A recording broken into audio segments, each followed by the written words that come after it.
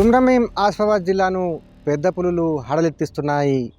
గత వారం రోజులుగా పెద్ద పులులు సంచరిస్తూ హడలెత్తిస్తూ మనుషులపై సైతం దాడులు చేస్తున్నాయి. International lab facility. Student lead startups. Great academic exposure. KL, deemed to be university. గత నెల నవంబర్ 29వ తేదీ నాడు కాగజ్నగర్ మండలంలోని ఈస్గాం బెంగాలీ క్యాంప్ సరిహద్దు ప్రాంతాల్లో సంచరించి విలేజ్ నంబర్ 11 సరిహద్దు ప్రాంతంలో ఓ పత్తి చేనులో మోర్లే లక్ష్మి అనే కూలీ అక్కడ పత్తి ఏరుతున్నటువంటి క్రమంలో ఆమెపై దాడి చేసి హతమార్చింది. అక్కడ గమనించిన స్థానికులు కేకలు వేస్తూ అరుపులు వేయగా ఆ పులి అటువైపు వెళ్ళిపోయింది.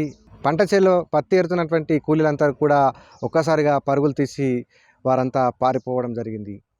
అయితే ఆ పులి వెళ్ళిపోయాక గ్రామస్తులు అటు ఆ కూలీలంతా కూడా అక్కడికి చేరుకొని మోర్లే లక్ష్మిని అక్కడ చూసి మరి ఆమెను ఊటావుటిన ఆసుపత్రికి తరలించారు. కానీ అప్పటికి ఆమె చనిపోయిందని వైద్యులు నిర్ధారించారు. తమ కుటుంబానికి న్యాయం చేయాలని అక్కడి స్థానికులు, గ్రామస్తులు, రైతులు అటవీ శాఖ కార్యాలయం ముందు వారంతా కూడా అక్కడ ధర్నా నిర్వహించారు. అయితే ఈ క్రమంలో అక్కడ డిఎఫ్ఓ నీరజ్ కుమార్ వారికి భరోసా కల్పించి తక్షణ సాయం కింద 20,000 రూపాయలను అందించారు. అదేవిధంగా 10 లక్షల రూపాయల చెక్కును అందజేశారు. వారి కుటుంబానికి న్యాయపరంగా ఆదుకుంటామని భరోసా కల్పించారు.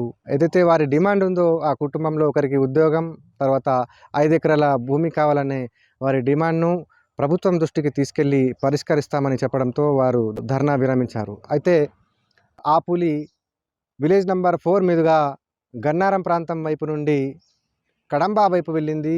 అక్కడి నుండి సిర్పూర్ మీదుగా దుబ్బగొడ శివారులోకి ప్రవేశించింది. అయితే నవంబర్ 30వ తేదీ నాడు మధ్యాహ్నం 12 గంటల సమయంలో అక్కడ పత్తి చేనులో పత్తి ఏరుతున్నటువంటి సురేష్ అనే రైతుపై కూడా మరోసారి దాడి చేసింది. ఈ క్రమంలో అక్కడే ఆయన భార్య ఆ పులిపై రాళ్ళు విసిరి ఆమె భర్తను కాపాడుకుంది.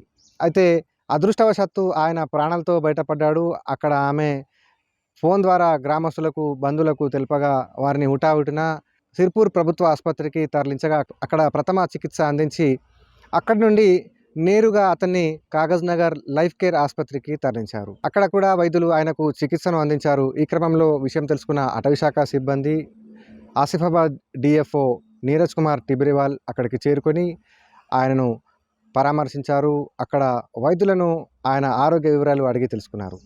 అతనికి మెరుగైన వైద్యం అవసరం, అందుకోసం మంచిర్యాల ఆసుపత్రికి తరలించానని వైద్యులు చెప్పడంతో అతన్ని మంచిర్యాల ఆసుపత్రికి తరలించారు. అయితే మంచిర్యాల ఆసుపత్రిలో ఆయన ప్రస్తుతం చికిత్స పొందుతున్నాడు.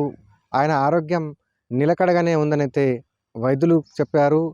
అయితే పెద్ద పులి దాడి చేస్తున్నటువంటి తరుణంలో అటవీ శాఖ సిబ్బంది డిఎఫ్ఓ నీరజ్ కుమార్ మొత్తం ఆ కాగజ్నగర్ సిర్పూర్ సరిహద్దు ప్రాంతాల్లో 15 గ్రామాలలో కూడా 144 సెక్షన్ను అమలు చేశారు. గ్రామస్తులు, రైతులు అక్కడ ఆ ప్రాంతాలకు ఎవరు కూడా వెళ్ళొద్దని అయితే ఈ యొక్క నిబంధనలు పెట్టారు. ఇటుకలపాడు సమీపంలో ఈ పులి సంచరిస్తుందన్న సమాచారం తెలుసుకున్న అటవీ శాఖ సిబ్బంది డ్రోన్ల సహాయంతో అక్కడ ఆ ప్రాంతాల్లో పులి కోసం గాలింపు చర్యలు చేపట్టారు. అయితే అక్కడి ప్రాంతాల్లో గాలిస్తున్నటువంటి తరుణంలో ఆ పులి ఓ లేగదుడిపై కూడా దాడి చేసిందని సమాచారం తెలిసింది. దాని తర్వాత మరుసటి రోజు కూడా ఆ పులి ఆ ప్రాంతంలోనే ఉండిపోయిందని అయితే చెప్తున్నారు. కానీ తర్వాత దాని జాడ అనేది తెలియలేదు. అయితే 2 రోజుల పాటు ఆ పులి కనబడకపోవడంతో అక్కడి అధికారులు ఇటుకలపహాడ్ సమీపంలో ఉన్నటువంటి వాగు సరిహద్దు ప్రాంతాల్లో రైల్వే ట్రాక్ కింది భాగంలో మరి పులి పాదముద్రలను గమనించారు. అక్కడి నుంచి ఆ పులి మహారాష్ట్ర వైపు వెళ్ళిందని భావించారు. అయితే ఈ పులుల దాడుల గురించి విషయం తెలుసుకున్న పీసీసీఎఫ్ ఏలు సింగ్ మేరు సిర్పూర్ కాగజ్నగర్ పరిసర ప్రాంతాల్లో పర్యటించి అటవీ శాఖ సిబ్బందితో అక్కడి గ్రామస్తులతో సమావేశమై వారికి అవగాహన కల్పించారు. పులి దాడి బారి నుండి రక్షించుకోవడం కోసం వారికి ఫేస్ మాస్క్లను అందించారు. పులి వెనుక భాగం నుండి దాడి చేయకుండా వెనుక భాగం వైపు ఈ యొక్క మాస్క్లను పెట్టుకోవాలి. దీంతో వారికి రక్షణ కవచంగా ఉంటుందని అయితే వారు చెప్పడంతో ఈ ఫేస్ మాస్క్లను కూడా పంపిణీ చేయడం జరిగింది. అయితే ఈ ఫేస్ మాస్క్లను వాడుతూ అక్కడి రైతులు కూడా మెల్లమెల్లగా తమ యొక్క పనులను కొనసాగిస్తున్నారు.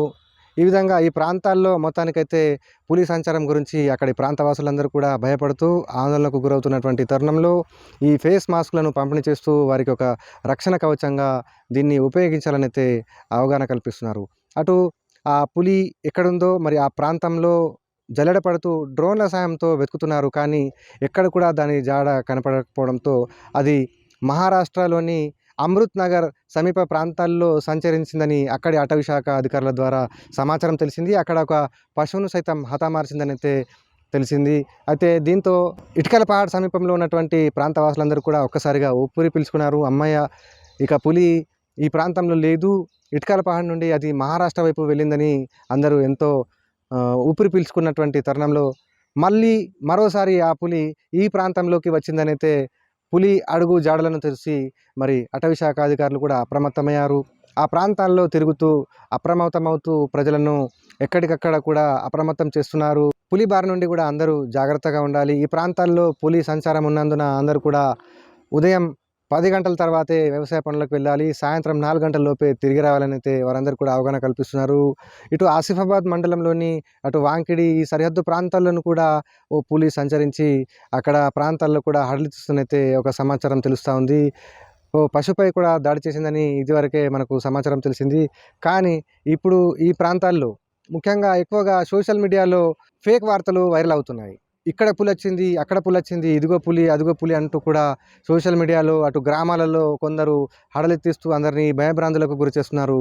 కానీ వీటినన్నింటినీ కూడా అటవీ శాఖ అధికారులు కొట్టిపారేస్తున్నారు. ఈ ప్రాంతాల్లో ఎక్కడ కూడా పులి సంచారం లేదు. అక్కడ అటువైపుగా ఇవన్నీ కూడా పుకార్లు వస్తున్నాయి. వీటి గురించి ఎవరు కూడా భయాందోళనకు గురి అవ్వద్దనైతే వారు అవగాహన సైతం కల్పిస్తున్నారు. ఇటు కేరామేరి ఆడా ప్రాజెక్ట్ సమీపంలోనూ కూడా ఓ పులి సంచరించి ఒక పశువుపై కూడా ఇటీవల దాడి చేసిందని అయితే అక్కడి అటవీ శాఖ అధికారులు చెప్తున్నారు. అయితే మొత్తానికి ఈ ఉమ్మడి ఆదిలాబాద్ జిల్లాలో మొత్తంగా అటు ఖానాపూర్, పెంబి పరిసర ప్రాంతాల్లో ఓ పులి ఉందనైతే అక్కడి అటవీ శాఖ అధికారులు చెప్తున్నారు. దిమ్మదుర్తి ఆ ఏరియాలోనే అది సంచరిస్తుంది. ఇప్పటిదాకా మరి ఆ పులి గురించి కూడా ఎలాంటి బయట సమాచారం కూడా తెలియలేదు. కానీ ఇప్పటికైతే ఈ ప్రాంతాల్లోనే మొత్తం మీద ఈ పులుల యొక్క సంచారం ఉందనైతే అటవీ శాఖ అధికారులు చెప్తున్నారు. అటు రైతులు, ప్రజలు కూడా ఎవరు కూడా భయాందోళనకు గురవద్దు. అందరూ కూడా పులి జాడ నుండి రక్షించుకోవడం కోసం వ్యవసాయ పనులకు వెళ్ళే రైతులందరూ కూడా ఈ యొక్క ఫేస్ మాస్కులను ధరిస్తూ అప్రమత్తంగా ఉండాలి. చీకటి పడక ముందే అందరూ కూడా ఇళ్లలోకి వెళ్ళిపోవాలని చెప్పేసి అయితే వారందరూ కూడా తెలియజేస్తున్నారు. ఇది పులుల సమాచారం గురించి పూర్తి అప్డేట్. కుమ్రంభీం ఆసిఫాబాద్ జిల్లా నుండి శైలేందర్, ఏబీపీ దేశం.